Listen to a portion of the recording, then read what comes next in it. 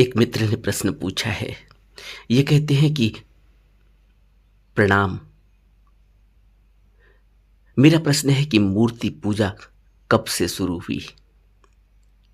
मूर्ति पूजा गलत है या सही? इनका प्रश्न अच्छा है और यह प्रश्न हर तर्क के साथ चलने वाले व्यक्ति के मन में उठता ही होगा। बात अगर हम यहां से शुरू करें कि मूर्ति पूजा कब से शुरू हुई, तो बुद्धों का इतिहास तो बहुत पुराना है, बहुत पुराना है।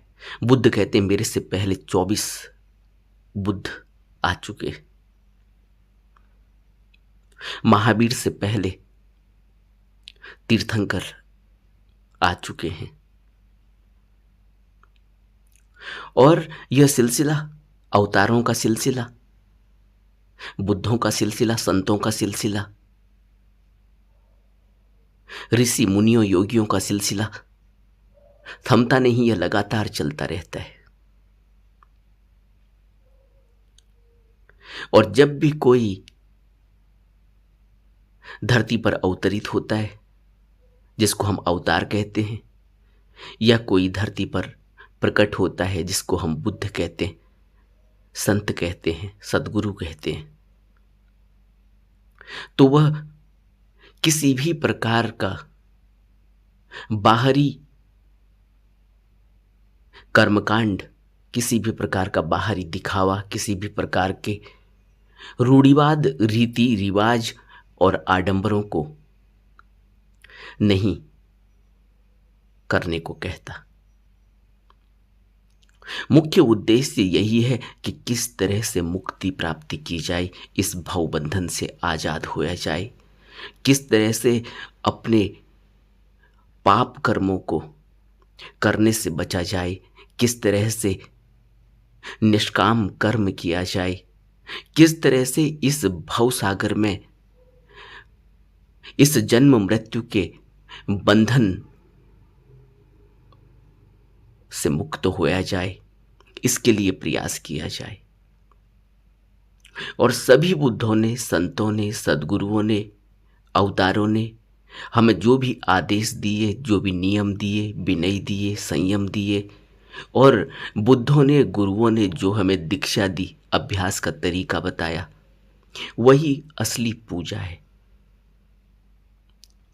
मूर्ति पूजा कहां से शुरू हुई, यह इतिहास से खोजना मुश्किल हो जाएगा, क्योंकि एक अविरल श्रृंखला है बुद्धों की, गुरुओं की। और जब भी कोई गुरु धरती पर आता है, जब शरीर छोड़ता है, तो उसके अनुयायी उसकी प्रतिमा, उसकी मूर्ति को आराध्य बना लेते हैं। और स्वाभाविक भी है, जिससे हम प्यार करते हैं, जिसकी हमने शरण ले ली, जिसको हमने अपना सब कुछ न्यौछावर कर दिया, उसकी याद बनाए रखने के लिए हम प्रतिमा का सहारा लेते हैं, मूर्ति का सहारा लेते हैं। इसमें गलत कुछ भी नहीं है, लेकिन यह किसके लिए है? उसके लिए, जैसे बुद्ध कह रहे हैं। बुद्ध क्या कह रहे हैं? शरीर छोड़ने से पहले आनंद ने बुद्ध से प्रश्न किया था कि क्या अब हमें कोई और गुरु खोजना होगा? आप हमें छोड़कर क्यों जाते? अभी कुछ वक्त और रुक जाइए।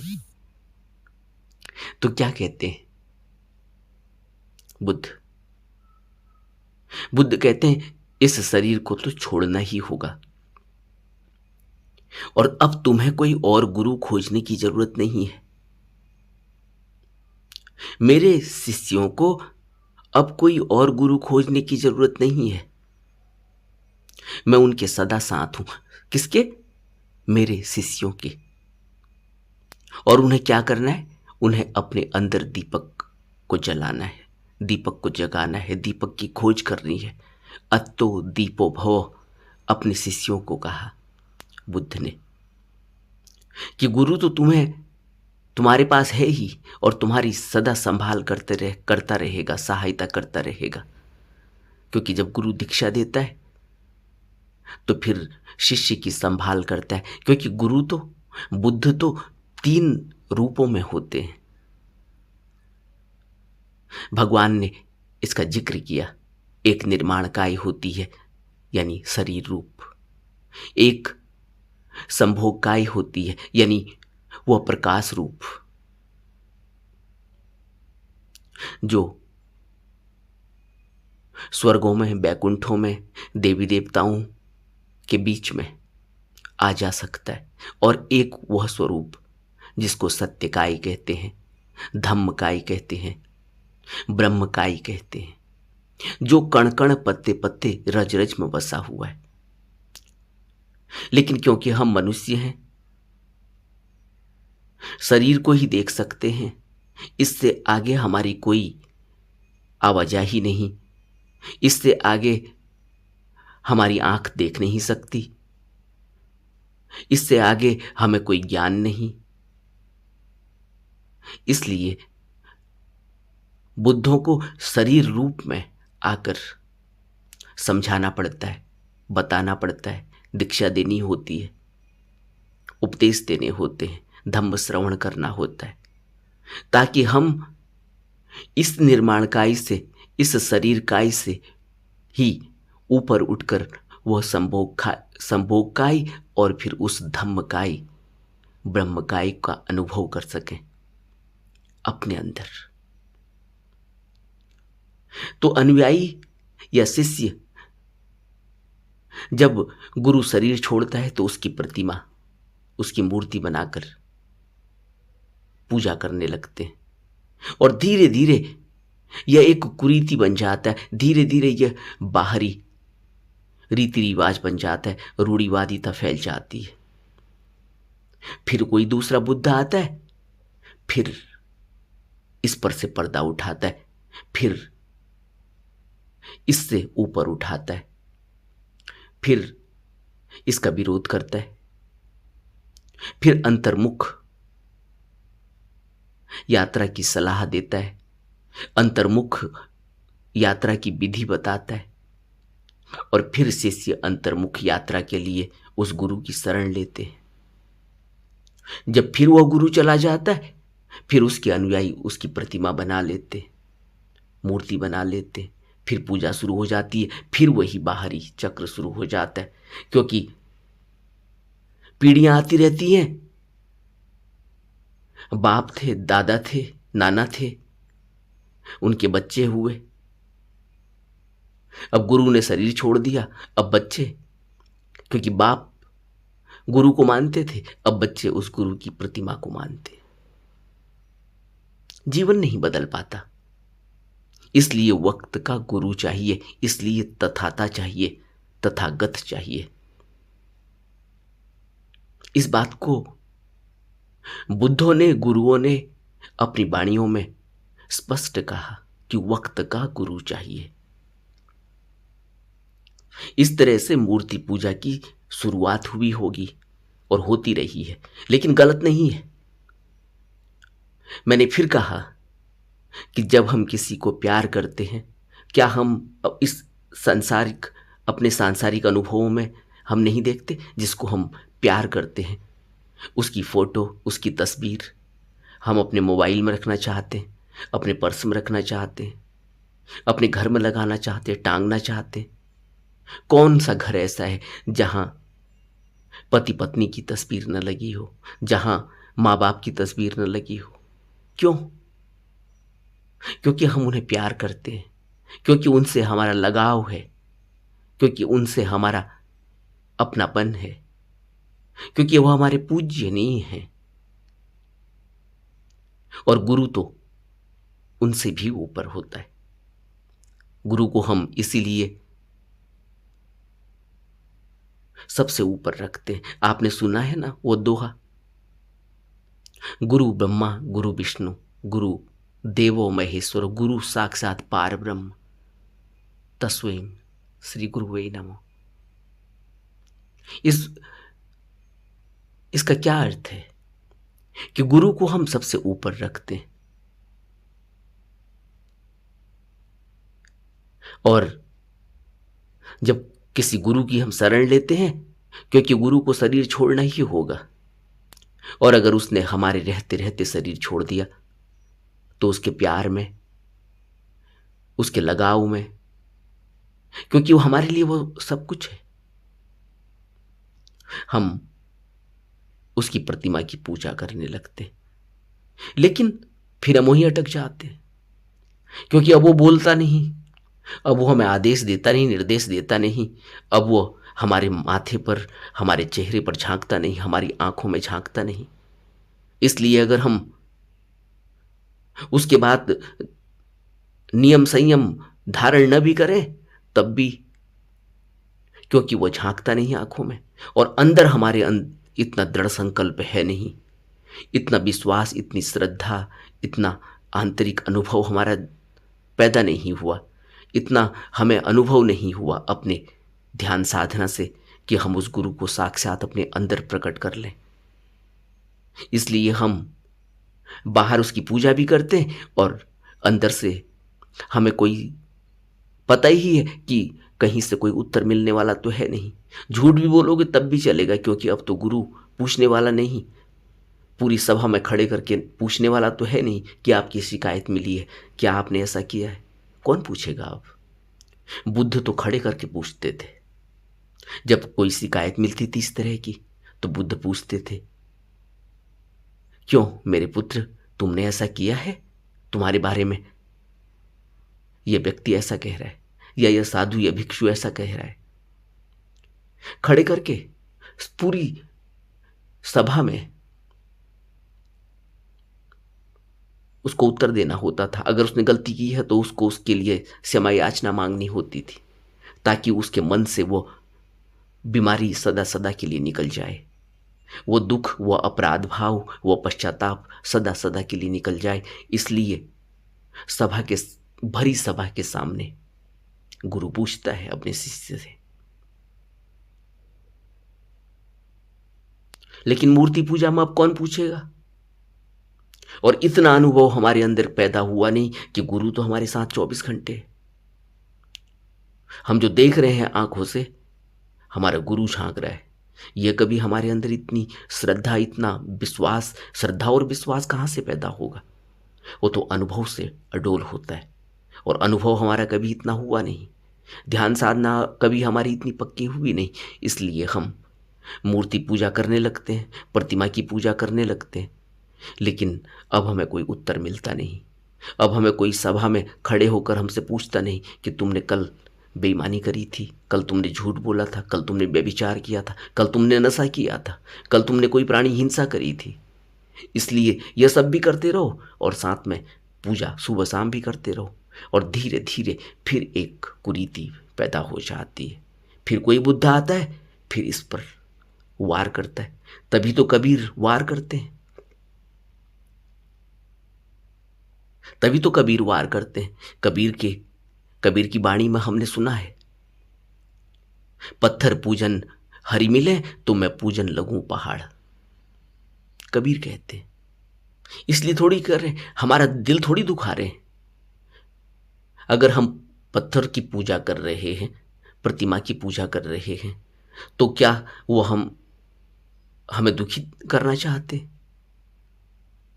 वो हमारी भावना को देख रहे हैं कि ये इसी तरीके से दिन रात रोज यही करते हैं, लेकिन सारे गलत काम करते हैं।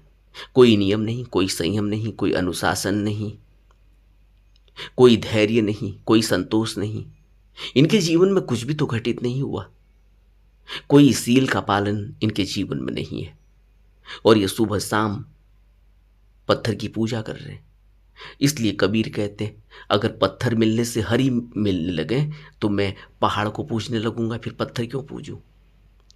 हमारे ऊपर करारी चोट करते हैं, इसलिए नहीं करते कि हमें दुखी करना चाहते, इसलिए करते हैं कि हम व्यर्थ अपने को धोखा दे रहे हैं।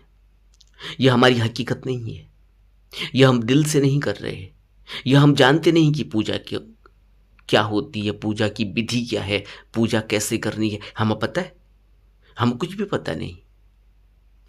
बाजार से एक किताब खरीद लाए और मंदिर में बैठकर पूजा करनी शुरू कर दी। हम सोच रहे कि हम बहुत बड़े अब भक्त हो गए। पूजा की विधि तो हमें पता ही नहीं, क्योंकि पूजा की विधि कौन बताएगा? जो पूजा करता है वही तो बताएगा। अब दूसरा उदाहरण लेते। रामकृष्ण ने मां काली की पूजा की। मां काली की प्रतिमा की ही तो पूजा करी मंदिर में। वो वहां ब्राह्मण थे, मंदिर के ब्राह्मण थे, मंदिर के पुजारी थे, बनाया था उनको। लेकिन उन्होंने ऐसी पूजा करी, उनकी लिव ऐसी लगी, उनको अनुभव ऐसे प्राप्त हुए कि मां काली से वो फिर बात किया करते थे। तो कैसे कहेंगे हम कि मूर्ति पूजा सही है या गलत? कैसे कहें गलत? रामकृष्ण परमहंस को देखने के बाद क्या हम कह पाएंगे कि मूर्ति पूजा गलत है? लेकिन कितने रामकृष्ण परमहंस हुए जिन्होंने मंदिर में मां काली को प्रकट कर लिया। और वहीं दूसरी ओर रामकृष्ण परमहंस से मिलने आए हैं विवेकानंद कि बताओ भगवान कहाँ है। और अपने सभी भगवानों को, अपने सभी देवी देवताओं को, अपनी सभी प्रतिमाओं को फेंक कर आए थे पानी में कि अब कोई ऐसी पूजा नहीं करूंगा। और फिर रामकृष्ण परमहंस के सानिध्य में, उनकी शरण में विवेकानंद ज्ञानी बन गए। कैसे हुआ होगा? विवेकानंद ने कोई मूर्ति पूजा नहीं की, छोड़ के आए थे सब मूर्ति पूजा, गुरु की शरण ले ली। तो क्या कहें?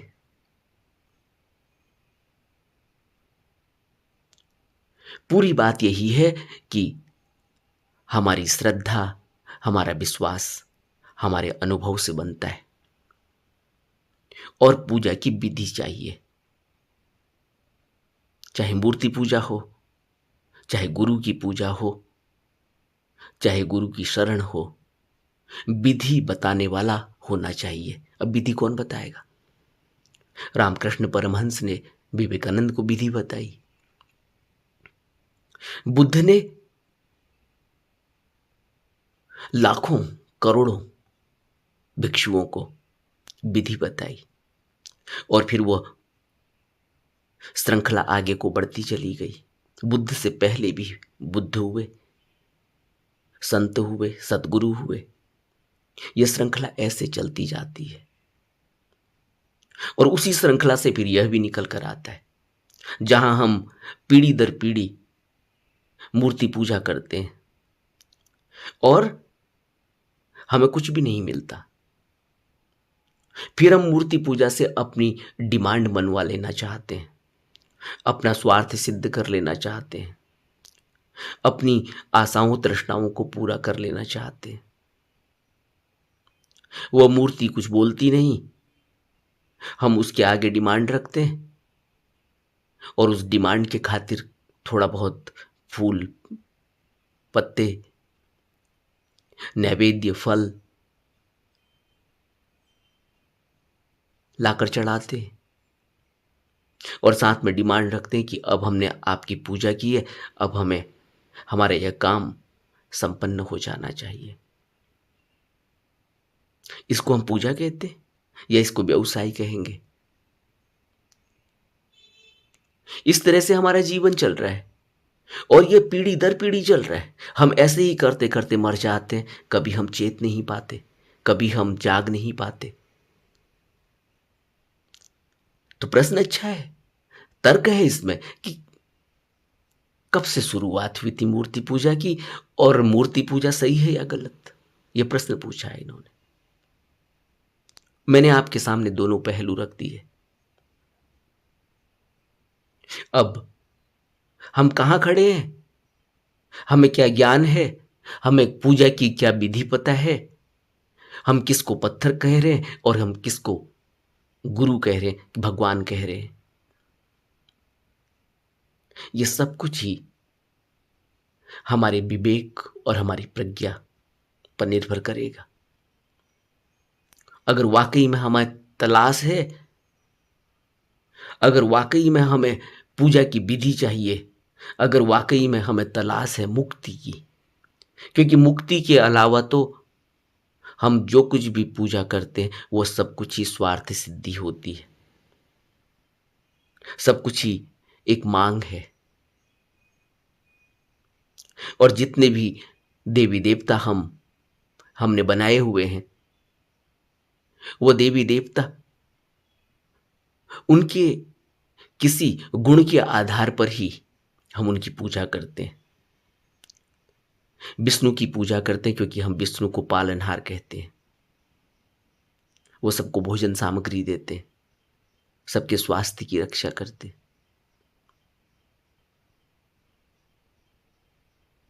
ब्रह्मा सृजनहार हैं, इसलिए हम उनकी पूजा करते हैं, क्योंकि वो सृजन करते हैं। और शिव की हम पूजा करते हैं क्योंकि वो संहार करने वाले, नाश करने वाले, इसलिए डर की भी उनकी पूजा करते, सिद्धि प्राप्त करना चाहते। कहने का मेरा मतलब यह है कि कहीं ना कहीं हम अपनी स्वार्थ की सिद्धि करना चाहते, और गुरु हमें किसी भी स्वार्थ में नहीं फंसाता। गुरु तो कहता है मैं तुम्हें मुक्त करने आया हूं, तुम सब कुछ लेकर आए हो, बोधि बीज तुम्हारे अंदर है, तुम सर्वगुण संपन्न हो, बस तुम्हें मुक्ति की विधि चाहिए, वो विधि मैं तुम्हें दे सकता हूं। मैंने ऐसे जाना है, ऐसे मैं तुम्हें बताऊंगा, तुम भी जान सकते हो। सिर्फ बुद्ध, गुरु, सदगुरु, सत्पुरुष उस विधि को हमें बताते, यही पूजा की विधि है। और अगर हम यह समझते हैं कि हम अपने से पूजा सीख लेंगे, अपने से हम पूजा कर लेंगे, तो हमारी मर्जी। लेकिन अपने से होता नहीं, गुरु के पास जाना पड़ता है पूजा की विधि के लिए भी। बुद्ध राजमहल से निकले, सीधे अपने पहले गुरु आलार कालाम के पास पहुंचे, उनसे विधि ली, अभ्यास किया। तो गुरु तो चाहिए। अगर हम सोचते हैं कि हम अपने से कर लेंगे तो नहीं होगा। फिर दूसरी बात यह भी समझनी होगी कि गुरु कि बुद्ध किसी भी सांसारिक वैभव की तलाश में नहीं निकले हैं, वो तो मुक्ति की तलाश में निकले। तो अगर मुक्ति की तलाश है तो गुरु खोजना होगा। अगर सांसारिक मांगों को, इच्छाओं को, तृष्णाओं को पूरा करना है तो फिर गुणों के आधार पर जो देवता को हम प्रसन्न कर पाएंगे वो चीजें हमें मिल जाएंगी, लेकिन इससे मुक्ति नहीं होगी, इससे और बंधन पैदा हो जाएंगे। क्योंकि जो भी हमें मिल जाता है उसके प्रति हमारा राग पैदा हो जाता है, मोह पैदा हो जाता है, और फिर यही हमारे बंधन का कारण बन जाता है, संसार में, भवसागर में फंसने का कारण बन जाता है, और हम मुक्त नहीं हो पाते। हमें क्या चाहिए, हमें कैसी पूजा करनी है, ये सब कुछ ही हम पर निर्भर करता है, हमारे विवेक पर निर्भर करता है। नमो बुद्धाय।